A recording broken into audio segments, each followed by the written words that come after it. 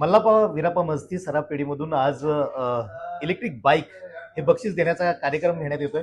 दसरा आणि दिवाळीच्या निमित्तानं ज्या ज्या ग्राहकांनी खरेदी केली होती अशा ग्राहकांमधून लकी विजेते काही निवडण्यात आलेत आणि त्यामध्ये आज मनस्वी विशाल नागरगोजे ह्या छोट्या लकी विजेत्याचं आज त्यांना बाईक मिळालेली आहे. एकदा जोरदार टाळ्या त्यांच्यासाठी होते. मला वाटतं छोटा असते अगोदर मोठा असते, ग्राहक तो ग्राहक असतो, ग्राहक देवो भव म्हणून आज मस्ती सराफांच्याकडून सेवा दिली जाते. मनस्वी, तुझं अभिनंदन. थँक्यू. Thank you thank you. अरे वा, काय खरेदी केली होती मनस्वी? सोन्याची चेन. सोन्याची चेन मनस्वीने खरेदी केली होती आणि आज तुला ही बाईक मिळाली आहे, इलेक्ट्रिक बाईक. काय वाटतंय? छान. छान वाटतंय. कोण कोण आला होता खरेदीला? हा खरेदीला कोण कोण आला होता तुम्ही? मम्मा मम्मा आणि पप्पा. मम्मा आणि पप्पा आले होते.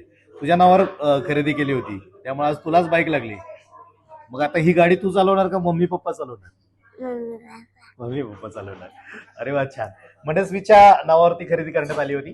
त्यांचे आई वडील या ठिकाणी आले होते. आज तिचे मामा आज दोन या ठिकाणी ही बाईक घेण्यासाठी आलेले आहेत. नेमकं काय वाटतं तुम्हाला मस्ती सराफांच्या या बक्षिसाबद्दल आणि त्यांच्या एकूण सेवेबद्दल?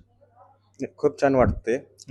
त्याशी संख्या पण खूप जास्त होती लकी ड्रॉसाठी. त्यात पण आम्हाला थोडी आशा होते की आम्हाला लागेल आणि ती अचानक पण लागली पण आम्हाला. त्यामुळे खूप अभिनंदन. आणि गोष्ट पण खूप मोठी आहे. म्हणजे लई जण बारीक मोठी गिफ्ट देत असतात, पण तुम्ही जे मस्ती सराफने दिले ती खूप मोठी गोष्ट आहे.